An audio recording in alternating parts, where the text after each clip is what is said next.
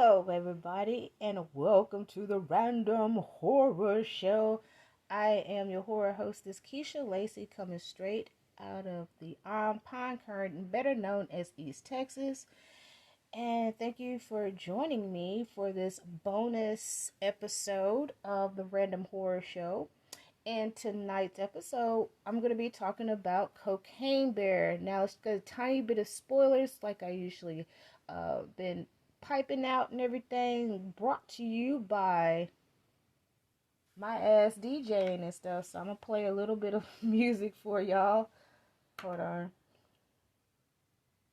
Y'all can hear that. Oh, no, none of y'all can hear that. There we go. Got that grand master flash, the message. So, Cocaine Bear. So we're going to take it back to the 80s. 85 to be exact. When I was around 6, 7 years old. Second grade. Isn't that cool right there? So, I have to remember there was a lot of things as like the 80s like do neon colors, neon lights, a lot of cocaine, just say no to drugs, lots of bullshit, Reaganomics, everything that you could think about back in the 80s. But there was this story of actual bear, which Cocaine Bear is based off of true events of somebody was just throwing out some little drugs and stuff, and it went off in the woods of Tennessee, and the guy who was throwing it out fell down dead. He just dead, down to his death, out of there, you know what I'm saying? We found him, and from that true events, the bear who found the cocaine that was thrown out of this plane, digest a lot of it. Sadly, the bear passed away. Now, this is where it gets real crazy and real zany. Yeah, crazy. Yeah, definitely. True story right there.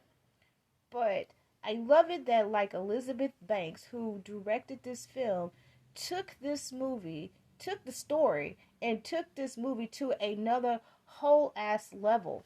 There is something that is so special about when animals just chaotic, become murderous, run amok, if it's from cocaine, toxic waste, anything that is a freak of nature, and it just goes on this murdering spree, just killing anybody just in its sight. Well, Cocaine Bear does the same thing, just like this. And I'm telling you, this movie is really out of there. It is wild. It is chaotic.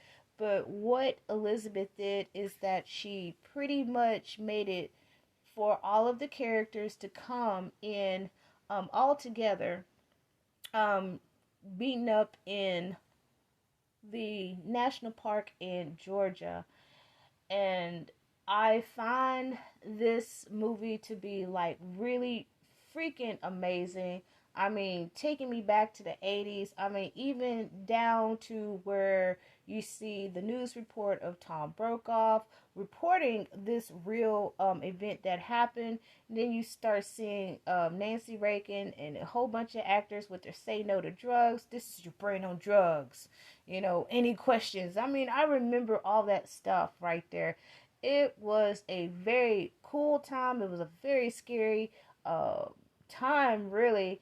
And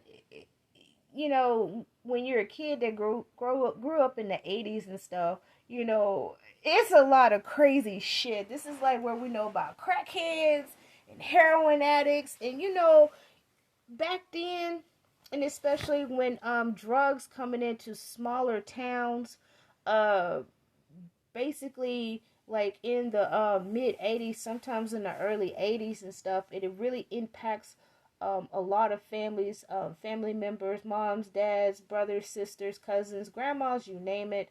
And then of course, like with that coca and everything, which you get that baking soda, you turn that bitch into magic, and it becomes crack, crack, crack, right there. And but I like how she really developed this story, even though the characters do not know each other. It is just simultaneously like this event happened. You have Keri Russell who plays Sorry. She's Sorry. I know, like that's a weird name. I thought it was Sarah, but it's Sorry. But she's a registered nurse. She's a single mom, and she has a tween daughter. She goes out into the woods with her best friend, and they happen to find the things of cocaine. But what tripped me out is both of these kids did a great job, especially that little boy. That little boy tickled the shit out of me. And I like the whole scene when they found the cocaine, and they're like, yeah, the little boy's like, yeah, uh man, I had cocaine before, it was great, it was awesome, lying like a motherfucker, you know what I'm saying? He pulling a juicy smoothie. And back then kids would like say the most craziest, zaniest lies and stuff to make themselves pretty cool so they won't look like a dork burger. Yeah, I pulled that right there and stuff, dork burger, because we used to say crazy stuff back then to like, to make ourselves look pretty cool, knowing good and damn well this little old 10, 11-year-old boy ain't sniffed no coca or nothing like that. And of course he tried, that peer pressure. It wasn't really peer pressure. It was just more of, I'm gonna make myself look like a man in front of her because I like her and everything. So, he was all like that. Oh, tickled the crap out of me. And then you have Ray Liotta's character who is on the hunt for the cocaine that has been missing.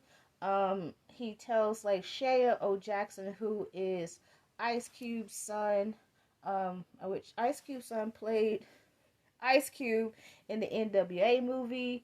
It's kind of crazy, kind of cool too. You playing your dad when he started off in the rap game and everything. And then he all of a sudden he started getting into comedies and stuff like Are We There Yet?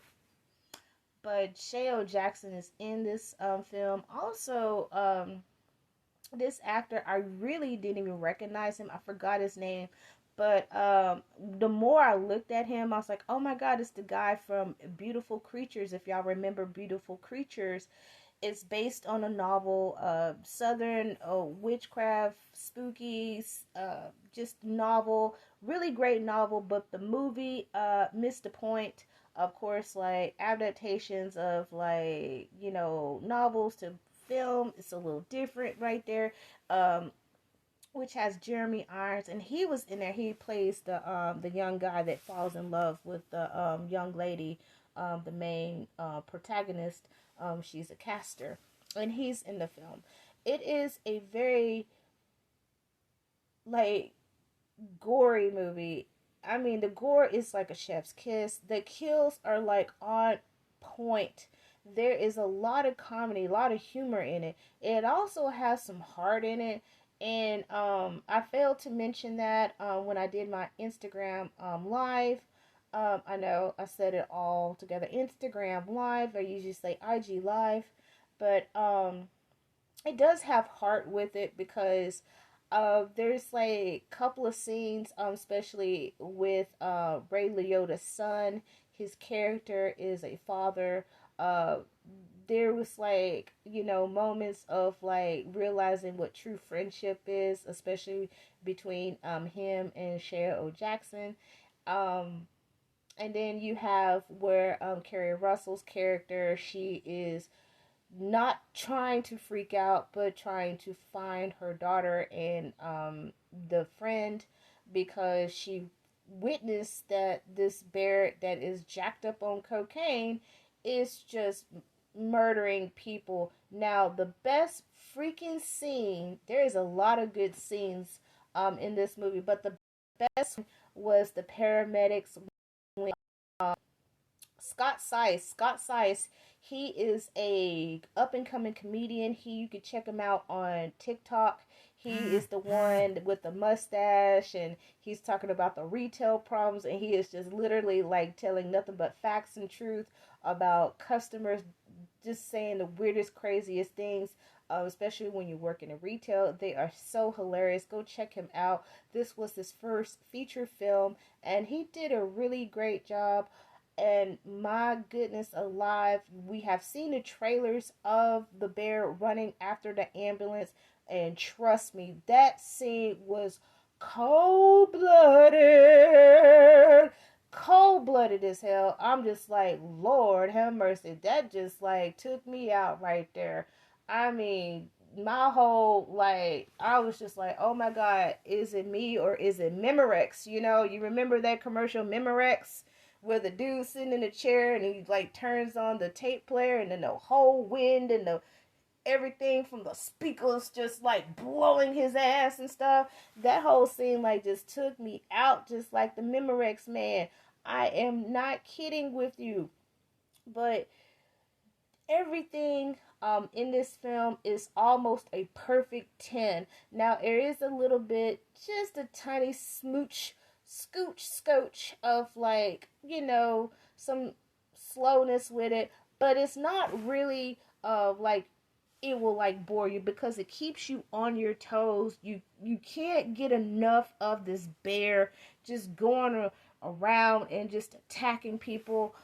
You also, I didn't even realize this actor, I cannot pronounce his name, but he was on Game of Thrones. He was one of the wildlings in Game of Thrones. The dude with the red beard and everything, man. And I'm gonna tell you, the beginning, it does set you up for you to prepare yourself for this bear, that is hooked on coke. And there's a scene in there that's just like, oh my goodness alive. I'm like, are you serious?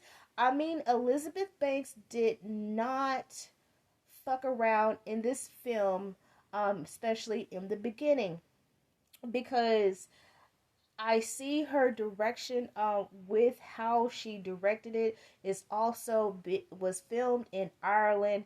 Ray Liotta, fun fact right there, is not actually Italian. He is Irish. And he found that out whenever he was filming Cocaine Bear, that he felt so connected to Ireland, and he was adopted. Sadly to say, he passed away last May while he was filming Dangerous Waters in the Dominican Republic. He has always been like one of those actors that I really enjoy watching. And if y'all remember, he played the hell out of a crazy psycho on Unlawful Entry with Madeline Stowe and with Keri Russell. That was a really good movie. I have never seen Ray Liotta like that crazy before, but it scared the hell out of me. And he also was in Karina with Whoopi Goldberg, and of course his famous movie that everybody knows the lines, is Goodfellas. And guess what? I do the damn Ray Liotta laugh when somebody is full of shit, and I go into the Ray Liotta laugh. If y'all remember that Ray Liotta laugh in Goodfellas and stuff, that scene, yeah, I pull a Ray Liotta when somebody's full of shit, and I laugh exactly like him. But he does like an excellent job. It was just so wonderful to see him on the big screen. He was just such a hoot. His character was not the most liked, but you still liked him because it's Ray Liotta. And he did a fabulous job of just playing a really unlikable character. I mean, it's Ray Liotta. It's like you can't hate the dude, but you hate the character that he's playing. But he gives it so much just bite with that. Shay O. Jackson, he is so phenomenal. He tickles the crap out of me. The two child actors, they were really, really great. Keri Russell, she just nailed it, even down to the southern, Georgian accent. Um, I would say this right here. Uh, she didn't even like just sit there and just try to like overdo it, but she did exactly sound like somebody that was around Georgia or Alabama or like a little bit of Mississippian. And I was like, oh snap, she actually, did a really good very very southern accent. It was not forced, and of course she's been in so many shows of the Americans. So like, she's already hip to the game. She's been in the game for a long time. Um, but I'm just gonna say this: kudos to Elizabeth Banks for bringing this movie, and especially bringing something that was somewhat long forgotten, of a bear that just got a hold of some cocaine, you know, didn't know what it was, and it passed away. Um, you know, and it just really, really like just sucks and stuff for the bear, even though the bear's dead and long ago in the bear heaven and things like that. But I kind of feel this is kind of like a tribute for the bear to like, hey, remember this bear, kind of like Harambe. You know what? Speaking on that right there, what if somebody like made a movie about Harambe the gorilla, and they just made Harambe like this total psycho? Because that was really real what happened to Harambe, and I remember how everybody was distraught and everything else like that. But you know, they're probably going to change it to like Harambe is like all this sweet, cuddly gorilla and blah, blah, blah. But let's bring back like these animal, crazy, chaotic movies and stuff, because I feel that like there is so much to play with, especially in horror, especially in thrillers and things like that. I mean, you had Alligator. Alligator was back in '81. It had Robert Forster. That movie scared the crap out of me. Then you had Lake Placid, with Betty White, and that was a really good movie about an alligator. You had like Eight-Legged Freaks. This is not like something that's like a brand new concept, because if you watch any of the '50s movies, there was this movie called Them with that little girl, Them, with the giant ants. So back in the '50s, where they had like the monster movies, like the Wolfman, Dracula, Frankenstein, all of that, right in that period, that 20-year period, you had movies that had animals. Especially dealing with ants like wasps and ants and things like that. I remember there was a film called Phase 4 that came out in the '70s, and this was a very interesting film, because the ants, they were small ants, I believe. I think there were some giant ones, some small ones, but they had mind control over humans. And it was this just bizarre, it was a very bizarre movie, and it got me, hyperventilating, because I'm like, wow, an ant so small can like mind control humans. And I thought that was a pretty neat concept to like have as a film. It was a science fiction film, kind of like in a dystopian universe, but it's still the horror of something so small that we just look, oh, it's an ant, it's on a cracker, oh, those ants, they're eating up a dead grasshopper. um just had like the intelligence to take over mind control of humans.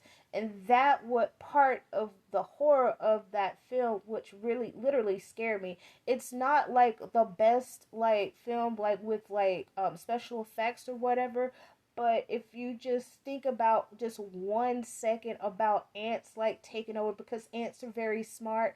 They have their own system.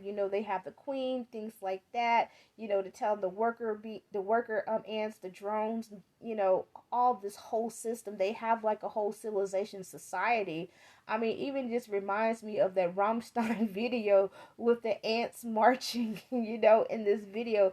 That was pretty cool right there. But we have so many movies that it's kind of like, I would feel that like, I feel in my opinion that like we have like animal movies, and then they just like kind of come like in spurts or something like that, and then it just stopped for a moment, maybe a couple of years down the road, and then there's like another movie like about, you know, whatever animal that's crazed and attacking. And I feel that, like, you know, we need to like kind of have a little bit more of that. You know, we had Cujo, we had Pet Cemetery, where, you know, church got ran over, buried in Pet Cemetery. You know, it got possessed and it came back to life. Um, there's like many others that I can just like, you know, what I can think at the top of my head, and especially them in phase 4, which I didn't mention last night, that these are like the, you know, insect animal kingdom, insect, you know, movies that, you know, that are really really interesting to watch. um you know, it's like part of like that nightmare, that horrorness. I know I said horrorness of, like, you know, the sub horror genre that a lot of people kind of like, oh, they laugh at it and everything, and then all of a sudden they're like, oh shit, like, this is crazy, this is nuts, this is so wild.